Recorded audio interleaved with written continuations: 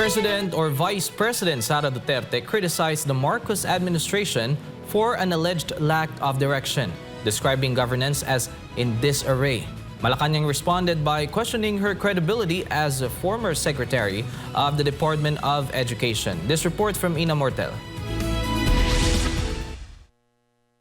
Palace Press Officer Undersecretary Claire Castro challenged Vice President Sara Duterte, questioning her authority to criticize the performance of cabinet officials under the Marcos administration. Castro said that if anyone failed to deliver despite the trust given by the president, it was the Vice President herself during her time leading the Department of Education.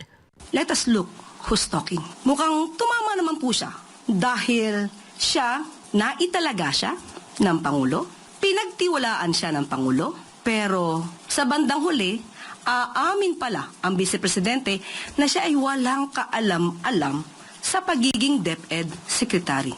So totoo po yan. Castro also urged the Vice President to address unresolved issues in the department, including alleged ghost projects, instead of blaming the President. Doon pa lamang po sa mga ghost students, ghost vouchers, ghost food packs, ghost laptops.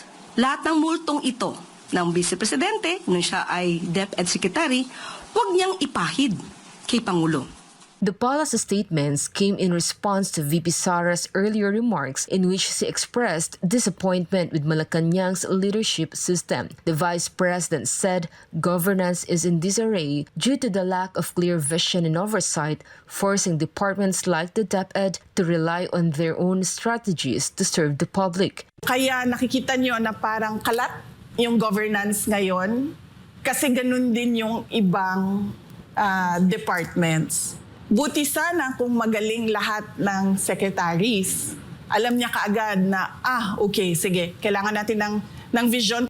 VP Sara emphasized that her criticism stems from her desire for a faster and more effective government, something she said she did not experience while in the cabinet. Walang nag-uutos sa iyo na presidente at walang nagbabantay sa iyo na presidente. So yun yung na-disappoint ako ba? Na kasi akala ko, mabilis, tuloy-tuloy yung trabaho. Tapos sasabihin mo sa mga tao, ito nagawa na natin, ito gagawin natin sunod. Mga ganon. Walang ganon na nangyari. For now, the public awaits VP Sara's response to the palace's latest statements. Reporting for Newsline World, this has been Ina Mortel, SMNA News.